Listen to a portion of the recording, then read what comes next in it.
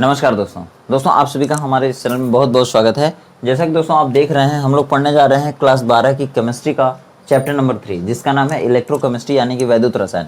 दोस्तों इसमें बता दें कि आज के पहले वाले वीडियो में सब कुछ बेसिक चीज़ें बताया गया है। सेल कैसे बनता है, सेल का विभव कैसे निकाला जाता है, नर्स समीकरण क्या होता है, कितने टाइप्स के सेल होते हैं, ठीक है, सारा चीज़ डिस्कस है। लेकिन अब न्यूमेरिकल की बारी है। हम लोग न्यूमेरिकल देख रहे हैं, और वो भी कौन सा न्यूमेरिकल है, जो आपके एनसीईआरटी बुक में क्वेश्चन नंबर 3.4 का है।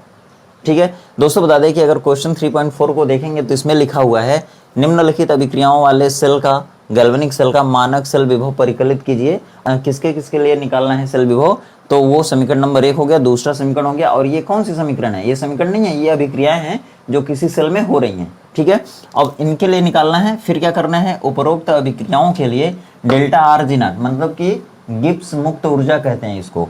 ठीक है, उपरोक्त अभिक्रियाओं के लिए गिब्स मुक्त ऊर्जा एवं साम्य स्थिरांकों की भी गणना कीजिए। जैसा कि आप जानते हैं, आपसे अगर बहुत कठिन क्वेश्चन पूछा जाएगा ना बोर्ड एग्जाम में, तब ये क्वेश्चन मिलेगा आपको। ठीक है, और ये क्वेश्चन अगर आपको मिल गया तो इसके लिए आपको 2-3 चीजें पहले से आनी चाहिए। जैसे कि सबसे पहले सेल का विभव या सेल का मानक सेल विभव कैसे निकालेंगे आप। ठीक है, ये आपको निकालने आना चाहिए। ये 2 तरीके से निकलता है। एक निकलता है नर्स समीकरण की सहायता से।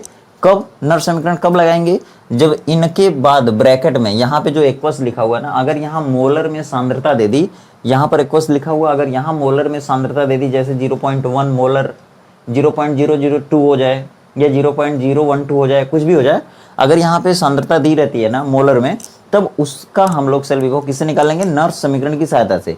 अगर यहाँ पे केवल इसी तरह से लिख दिया है, तब हम एक सिंपल फार्मूला होता है हमारे पास सेल विभव निकालने का, E of cell equal to E of cathode minus E of anode. मतलब कि यहाँ पर आप देख रहे होंगे, ये क्या है, कैथोड पर उत्पन्न अपचयन विभव माइनस एनोड पर उत्पन्न ऑक्सीकरण विभव। ठीक है, ये जब दोनों दिया होता है, अपचयन विभव और ऑक्सीकरण विभव, तो हम ये फार्मूला लगा के निकाल लेते हैं पूरे सेल का सेल विभव।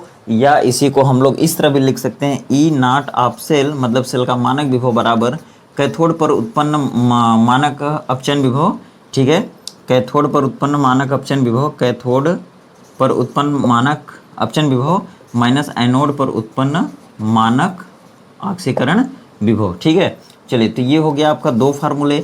ये दोनों फार्मूले कब लगेंगे, आपको बता दिया मैंने कि इस तरह की अभिक्रियाएं जब दी रहती हैं, तब उनका सेल विभव आप इसी फार्मूले से निकालेंगे। लेकिन इसको लगाने के लिए आपको ये जानना जरूरी है कि कहाँ पर ऑक्सीकरण हो रहा है, कहाँ पर अपचयन हो रहा है। तो ऑक्सीकरण अपचयन जानने के लिए इसको निकालना पड़ेगा आपको। जैसे देखिए, ये है 2Cr।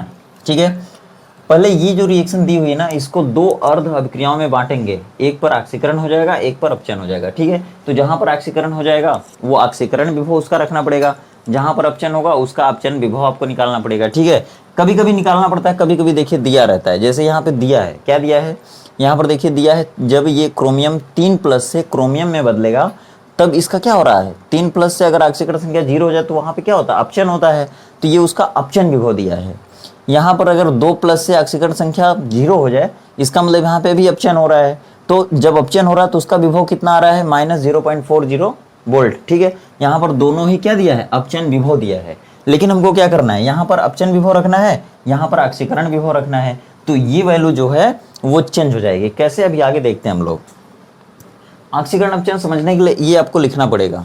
ठीक है, और इस रिएक्शन को 2 आधे आधे रिएक्शन में लिखना पड़ेगा सबसे पहले।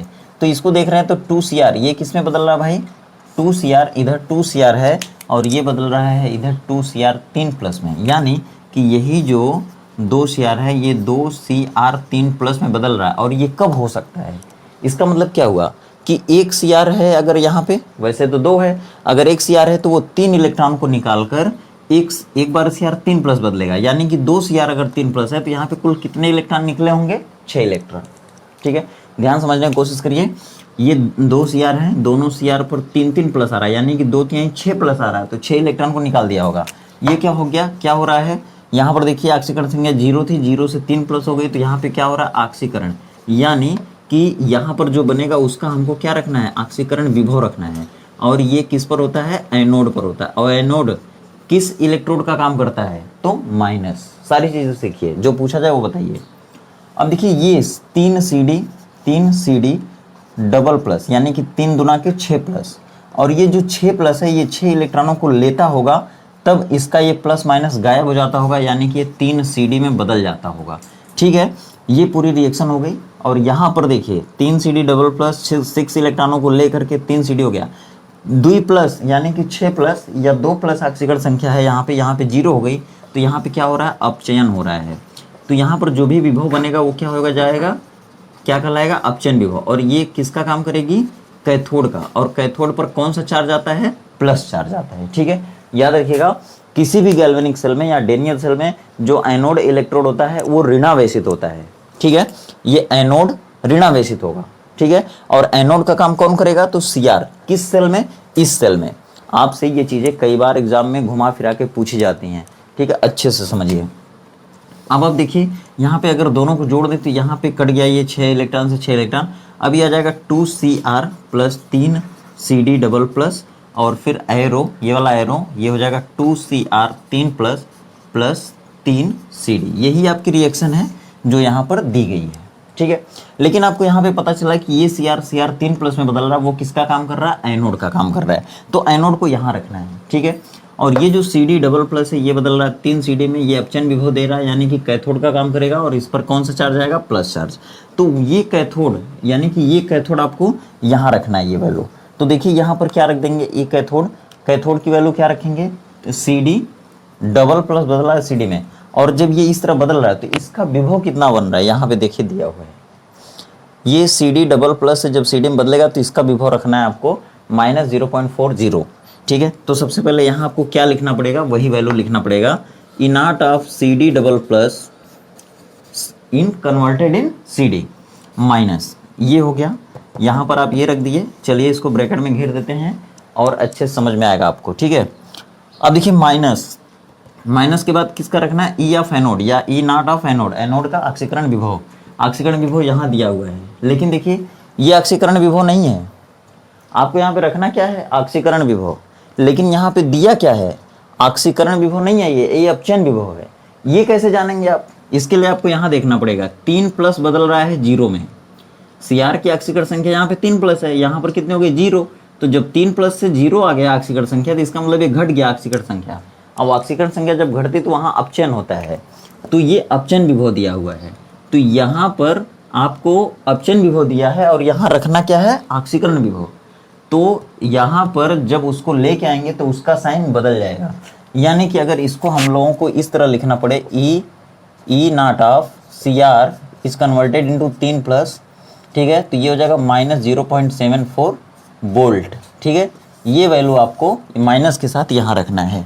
तो ये वाला माइनस पहले से है और इनकी जो वैल्यू है वो माइनस के साथ है। कितना माइनस है, -0.74 वोल्ट। और ये भी वोल्ट में है, कोई दिक्कत नहीं, लेकिन ये डायरेक्ट हम लोग रख दिए। ठीक है, तो यहाँ पे हमको क्या रखना चाहिए, E ऑफ एनोड, एनोड मतलब देखिए E ऑफ एनोड, एनोड कौन है, Cr is converted into Cr 3 plus. ठीक है, अब देखिए इसकी वैल्यू कितनी है आगे, -0.40 वोल्ट माइनस ये इसकी वैल्यू हो गई, ये वाला माइनस यहाँ आ गया। अब इनकी वैल्यू कैसे रखेंगे, वो वाला -0.74 वोल्ट। ठीक है, चलिए अब देखिए ये माइनस माइनस प्लस हो जाएगा और ये माइनस रहेगा, 0.40 माइनस, और ये माइनस माइनस क्या हो जाएगा, प्लस 0.74। ठीक है, दोनों को जोड़ेंगे तो कितना हो जाएगा, देखिए इधर जोड़ लीजिए, आराम से जोड़िए। 0.40 तो कितना आ जाएगा, ये जोड़ना नहीं है, घटाना है, यहाँ पे घटाना है। तो ये 4 में से 0 गया तो 4, और ये 7 में से 4 गया तो 3, और यहाँ पे आ जाएगा पॉइंट, और ये 0.34 वोल्ट। ये आपका क्या आ गया, ई नॉट ऑफ सेल का मानक सेल विभव आ गया, या इसी को सेल का वैद्युत वाहक बल भी कह सकते हैं। ठीक है, मतलब हमको क्या मिल गया है, ये तो आपका रफ आइडिया हो गया। और यहाँ पे आपको सेल विभव मिल गया, कितना मिल गया, मानक सेल विभव कितना मिल गया, 0.34 वोल्ट। ठीक है, देखिए जब भी आपसे मानक सेल विभव पूछा जाएगा ना तो ऐसे ही आप निकालेंगे। कब, जब यहाँ पे सांद्रता न दी हो तो। ठीक है, और जब यहाँ पे सांद्रता दे दे मोलर में, जैसे 0.001 मोलर, यहाँ पर भी कुछ दे दे 0.50 मोलर। ठीक है, तब जब सांद्रता दे देता है ना, तब आप इसका सेल विभव इस तरह नहीं निकालेंगे, तब नर्स समीकरण की सहायता से निकालेंगे। ठीक है, चलिए ये चीज़ हो गई। अब देखिए ये मानक सेल विभव निकल गया। ठीक, अब ये निकालना है, उपरोक्त अभिक्रियाओं के लिए डेल्टा आर जी नॉट निकालना है, ठीक है। तो आर जी नॉट के लिए देखिए यहाँ पर ये चीज़ होता है, मतलब डेल्टा आर जी नॉट कैसे निकलेगा, जब आप एन की वैल्यू, एफ की वैल्यू, ई की वैल्यू रखेंगे तब। ये क्या है, ये सेल विभव है, इसको मानक सेल विभव भी कर सकते हैं, कोई दिक्कत नहीं। यहाँ पर आपका मानक सेल विभव आ गया है, ठीक है। एन क्या है, एन मतलब होता है नंबर ऑफ इलेक्ट्रॉन, मतलब कि जो सेल बना है, जो सेल बना है और जिस सेल में ये अभिक्रिया हो रही है, इस अभिक्रिया में कुल कितने इलेक्ट्रॉन आवेश के रूप में मतलब कितने इलेक्ट्रॉन जा रहे हैं कैथोड से एनोड की तरफ, मतलब उन्हीं इलेक्ट्रॉनों के प्रवाह के कारण उसमें विभव तैयार होगा। तो उस विभव को तैयार करने में कुल कितने इलेक्ट्रॉनों का योगदान है, उनका नंबर लिखना है। यानी कि n बराबर नंबर ऑफ इलेक्ट्रॉन जो कि उस सेल में विभव तैयार करने के लिए पार्टिसिपेट कर रहे हैं। तो ये n क्या हो गया, इलेक्ट्रॉनों की संख्या। तो चलिए डेल्टा आर जी नॉट निकाल लेते हैं, मतलब इसको क्या कहते हैं, इसको कहते हैं गिब्स मुक्त ऊर्जा, ठीक है। गिब्स मुक्त ऊर्जा बराबर होता है minus N F E naught of cell, यानी कि सेल का विभव। देखिए ये क्या है, एन क्या है, इलेक्ट्रॉनों की संख्या हो गई, एफ क्या है, फैराडे नियतांक है, ई नॉट ऑफ सेल क्या है, सेल का विभव है। फैराडे नियतांक की वैल्यू कितनी होती है, तो देखिए यहाँ पे लिखा हुआ है 96,500 लिया जाता है, 96,500 लिया जाता है, लेकिन यहाँ पर एग्जैक्ट वैल्यू लिखी हुई है 96,487 कूलाम पर मोल, ठीक है, कूलाम पर मोल, ठीक है, ये हो गया। और ई ऑफ सेल कौन सी वैल्यू हो जाएगी, ये वैल्यू हो जाएगी। तो चलिए फटाफट निकाल लेते हैं। देखिए एन की वैल्यू कितनी हो गई, ये माइनस माइनस रहेगा अपने से, ठीक है। ये एन की वैल्यू है, 6 इलेक्ट्रॉन जो कटे हैं ना, वही एन की वैल्यू है, ठीक है। इसी 6 को पता करने के लिए आपको ये रिएक्शन लिखना पड़ता है और ऑक्सीकरण अक्षन जानने के लिए भी लिखना पड़ता है। तो ये -6 हो गया, माइनस पहले से था, एन की वैल्यू 6, एफ की वैल्यू कितनी हो जाएगी 96,487, और फिर क्या हो जाएगा गुणे ई ऑफ सेल कितना आया 0.34 वोल्ट, ठीक है। और ये किस में रहेगा, कूलाम पर मोल में। यहाँ पर सब मल्टीप्लाई करने के बाद आपको कितना मिल जाएगा, देखिए मिल जाएगा आपको यहाँ पर -19,683.4848।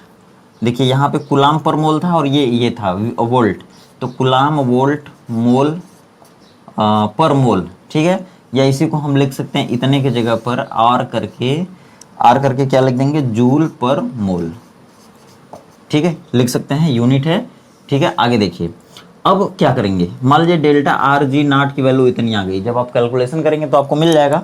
अब देखिए ये भी निकल गया आपका, गिब्स मुक्त ऊर्जा की भी वैल्यू आ गई। अब जब ये वैल्यू आ गई तो अब आपको क्या करना है, साम्य स्थिरांक निकालना है, साम्य स्थिरांक की गणना करना है।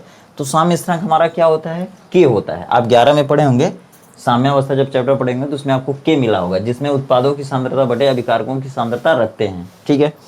तो यहाँ पर आपका देखिए क्या संबंध होता है के में, साम्य स्थिरांक में और गिब्स मुक्त ऊर्जा में। तो गिब्स मुक्त ऊर्जा जब आपको मिल गई तब आप गिब्स मुक्त ऊर्जा बराबर NRT माइनस के साथ लॉग के, यही क्या है, साम्यावस्था नियतांक है या साम्यावस्था स्थिरांक है या साम्य स्थिरांक है। तो ये आपका रिलेशन होता है, आपको यहाँ पे लिखना चाहिए delta R G naught equal to minus NRT log K, ठीक है। ये आपका समीकरण होता है या फार्मूला होता है जो आपको पहले से मालूम होना चाहिए। ये क्या है, गिब्स मुक्त ऊर्जा और साम्य स्थिरांक में संबंध है, ठीक है। चलिए इसकी वैल्यू निकालना आपको, तो यहाँ से लॉग के हम लोग इधर ले लेते हैं। तो लॉग के बराबर इनको और इनको पक्षांतर कर देंगे, लॉग के की वैल्यू निकालेंगे तो हो जाएगा delta R G not upon minus NRT। देखिए अब आप सबकी वैल्यू रखेंगे, डेल्टा आर जी की वैल्यू कितना रखेंगे, इतना, ठीक है। माइनस एन मतलब वही 6 इलेक्ट्रॉन, 6 रखेंगे केवल। आर का मतलब देखिए यहाँ पे कितना रख देंगे जी 8.314, ठीक है।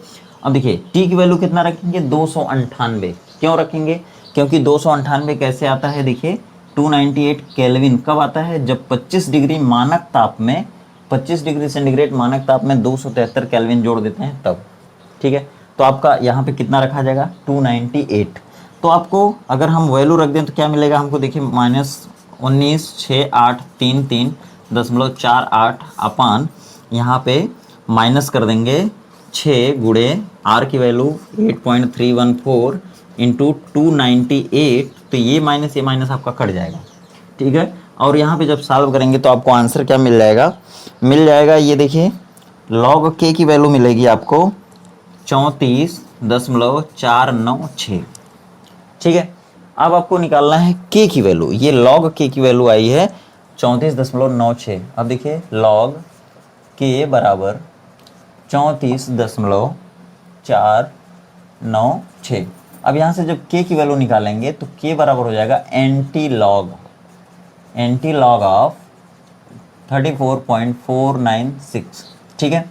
और जब एंटी लॉग इतने की वैल्यू आप देखेंगे तो आपको मिल जाएगा कुल मिला के 3.14 इंटू 10⁻34, ठीक है। ये आपका आंसर हो जाएगा और यही समिश्रांक की वैल्यू हो जाएगी, ठीक है। यही आपका आंसर है। अब दोस्तों बात ये है, देखिए अगर दिख रहा होगा तो ठीक है, यहाँ पर लिखा हुआ है लॉग के बराबर 34.496, ठीक है। अब उसके बाद यहाँ से जब के की वैल्यू निकालेंगे तो ये लॉग इधर जाएगा, जब लॉग इधर जाएगा तो 1/log हो जाएगा, यानी कि एंटी लॉग हो जाएगा इतने का, ठीक है। और आपको देखिए ये एंटी लॉग जितने का भी आता है ना, वो न्यूमेरिकल में आज जब आपको बोर्ड पेपर में एग्जाम में जब आपको क्वेश्चन दिया जाएगा तो उसी में आपको साइड में ब्रैकेट में करके दे दिया जाएगा कि एंटी लॉग इतने की वैल्यू बराबर इतना, ठीक है। क्योंकि ये जो वैल्यू आपको आ रही है ना, एंटी लॉग इतना जो आ रहा है ना, वो पेपर वाले को पहले से पता रहेगा, वो आपको साइड में दे देगा। और दूसरी बात ध्यान रखिए कि ये जो चीज़ें हैं ना, ये आपके एनसीईआरटी किताब में नहीं दी हैं, लेकिन ये चीज़ आपको पेपर में देगा साइड में, ठीक है। क्योंकि ये वैल्यू किसी को उतना याद नहीं रहती है, तो फिर भी आपको ये पेपर में देगा, ठीक है। वैसे भी आप प्रैक्टिस करते रहिएगा, पूरे किताब में जितने भी न्यूमेरिकल हैं वो सब मैं करवाऊँगा, और आशा करते हैं कि आपको सारी चीज़ें अच्छे से समझ में आई होंगी। दोस्तों एक है वैद्युत रासायनिक श्रेणी, उस पर बहुत सारे क्वेश्चन आधारित होते हैं, मतलब बहुत सारे क्वेश्चन का आंसर केवल वैद्युत रासायनिक श्रेणी को याद करके दिया जा सकता है। और वैद्युत रासायनिक श्रेणी को याद करने का मेरे पास एक ट्रिक है, उससे मैं आपको याद करवा सकता हूँ, ठीक है, गारंटी के साथ।